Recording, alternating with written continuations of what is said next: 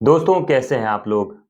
दोस्तों देखिए जब कोई घटना किसी के साथ में हो जाती है, चाहे वो मारपीट की घटना हो या कोई फ्रॉड की घटना हो या कोई और अलग तरह का अपराध किसी के साथ में हो जाता है, तो उसके लिए आपको एक्शन लेने की ज़रूरत है। और एक्शन की शुरुआत कहाँ से होगी? जब आप उस व्यक्ति के खिलाफ या उन व्यक्तियों के खिलाफ जिन लोगों ने आपके साथ ही कोई अपराध कारित किया है, उन लोगों के खिलाफ आप पुलिस थाने में एफआईआर दर्ज करवाएँगे। सीआरपीसी के सेक्शन 154 में एफआईआर दर्ज करने का प्रावधान है। लेकिन दोस्तों एक एफआईआर में ऐसा क्या कंटेंट होना चाहिए जिससे कि आपकी एफआईआर मजबूत हो? देखिए घटना तो आपके साथ में हो जाती है, लेकिन उस घटना को अगर आप प्रॉपर तरीके से एफआईआर में जो है अच्छे तरीके से उसको नोट डाउन नहीं करेंगे, रिटन नहीं करेंगे उसको, तो आपकी एफआईआर जो है कमज़ोर होगी और कमज़ोर एफआईआर के बारे में पुलिस जो है उसमें नेगेटिव रिपोर्ट फाइल कर सकती है। नेगेटिव रिपोर्ट का मतलब होता है कि पुलिस ये कह सकती है कि ऐसा कोई मामला नहीं पाया गया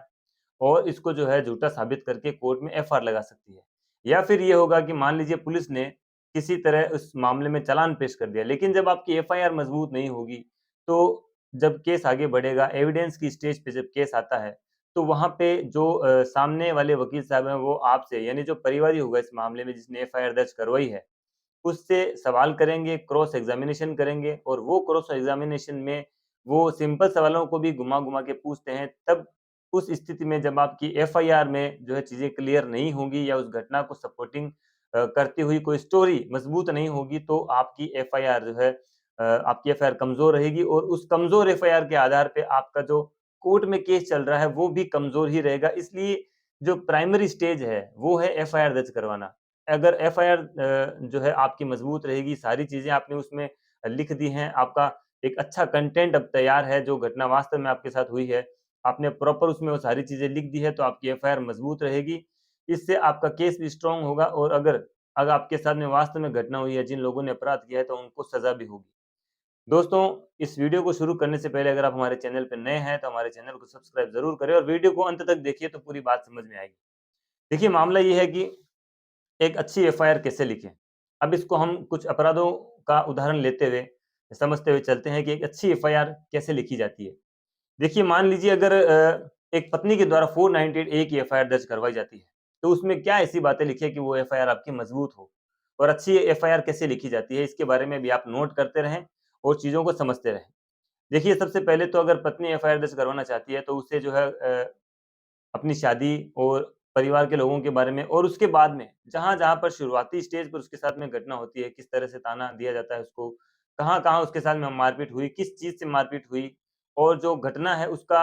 जो है तारीख आपको याद होनी चाहिए। घटना की तारीख लिखने से भी एफआईआर मजबूत होती है और वो घटना का जो स्थान है वो भी लिखना आपको उसके लिए मैंडेटरी होता है। और अगर उसके संबंध में कोई गवाह हो जो इस बात की तस्दीक कर सके कि वास्तव में ये घटना आपके साथ हुई है या फिर इस तरह से जो रेलेवेंट स्टोरी है उसको आप सपोर्ट करते हुए, लिखते हुए अगर आप एफआईआर में वो सब चीज़ें डालते हैं तो आपकी एफआईआर एक मजबूत एफआईआर होगी। ध्यान रखिए घटना में जो दिनांक होती है घटना की और जो घटना का जो इंसिडेंस आप बता रहे हैं उससे सपोर्ट करते हुए बाकी सब चीज़ें भी अगर उसके साथ मैच मैच होती हैं, तो आपकी एफआईआर में जो घटना है उसको सही माना जाएगा और वो आगे जब कोर्ट में केस चलेगा तब भी वो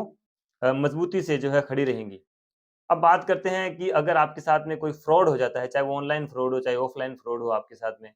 तो उसके संबंध में देखिए जिस व्यक्ति ने आपके साथ में फ्रॉड किया उसका नाम और पता आपको मालूम होना चाहिए। दूसरी बात उसने किस तरह से फ्रॉड किया, ऑनलाइन फ्रॉड किया है तो ऑनलाइन आपके और उसके बीच में जो ट्रांज़ैक्शन हुए हैं, उन ट्रांज़ैक्शन की हिस्ट्री आपके पास में होनी चाहिए। और दूसरा जो अगर इस तरह की कोई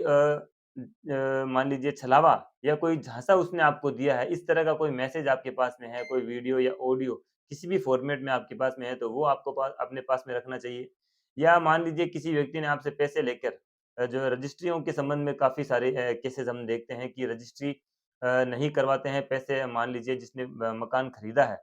उसने उसने पूरे पैसे उस बेचने वाले को दे दिए हैं, लेकिन अभी तक रजिस्ट्री नहीं कराई है, तो इस संबंध में भी आपके पास में प्रॉपर दस्तावेज़ होने चाहिए।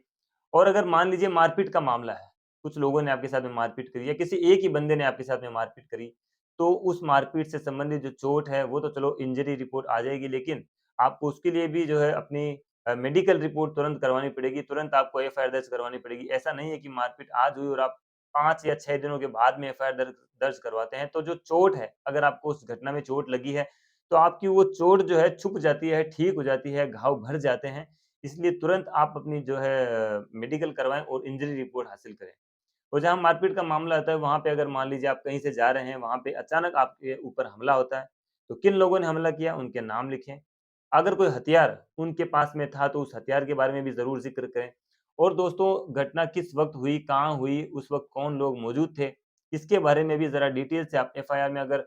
चीज़ों को लिखेंगे, तो आपकी एफआईआर 100% मज़बूत होगी और मज़बूत एफआईआर जो है, आगे तक कोर्ट में मज़बूती से खड़ी रहती है और आप अपने साथ में हुए इस घटनाक्रम में जो मुलज़िम शामिल थे, उन लोगों को सज़ा दिलवा सकते हैं, उनको जेल भिजवा सकते हैं। तो दोस्तों, उम्मीद करता हूँ कि एक अच्छी एफआईआर में क्या चीज़ें होनी चाहिए, क्या चीज़ें जो है उसमें मैंडेटरी हैं, जिससे कि आपकी एफआईआर मज़बूत हो सके और अच्छी एफआईआर बन सके, उसके लिए क्या चीज़ें होनी चाहिए, वीडियो के ज़रिए आपको समझ में आ गई होगी। अगर आपका कोई सवाल हमसे है, तो आप हमें कमेंट बॉक्स में लिख सकते हैं, व्हाट्सएप के ज़रिए आप हमसे जुड़ सकते हैं। आज के लिए इस वीडियो में इतना ही, ख़्याल रखिए, सुरक्षित रहिए, तब तक के लिए जय हिंद।